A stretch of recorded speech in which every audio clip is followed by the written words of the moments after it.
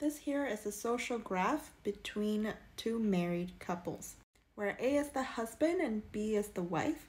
So A and B are married to each other, and all of the dots that they're connected to are essentially the friends. Each line will represent a relationship between that person, between the two dots. So I'll let you guess whether a graph on the left or on the right is a more happy marriage. Surprisingly, the one on the right is the one with a better marriage. The graph on the left shows a very connected network where everyone essentially knows each other, whereas on the right, you have A and B as the main connector of the two separate groups, and it's more fractious. But why would you want your network to be more fractious other than for you and your wife? Well, essentially, you want to be the glue of the two social groups. This kind of follows the rules of dispersion. Essentially, you are so important to the entire social network that if they take you out of the equation, you would essentially destroy the social graph and everything would fall apart.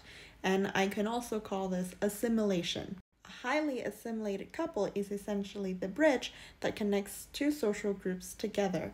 And without them, they would fall apart, acting as a glue for their social network.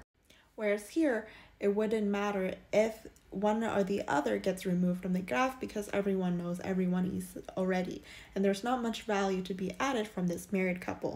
Let's say you take your boyfriend to a work event and you allow him to meet all the people from your work, and he takes you to his hockey cliques where you get to meet all of his hockey friends. But without one another, you guys would not meet the other groups, and that's how your groups would get to know each other. From a study on Facebook, married couples actually have 75% assimilation with each other, and young couples with less than that number are 50% more likely to get broken up with.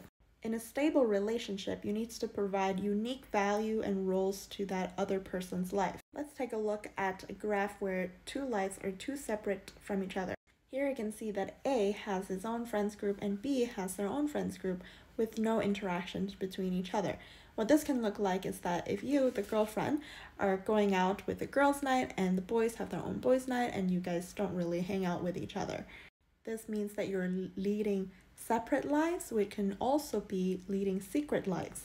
Although this is a great indicator for long-term relationship, early on in your relationship, it's more likely to be that how often you guys look at each other's profile as a great predictor.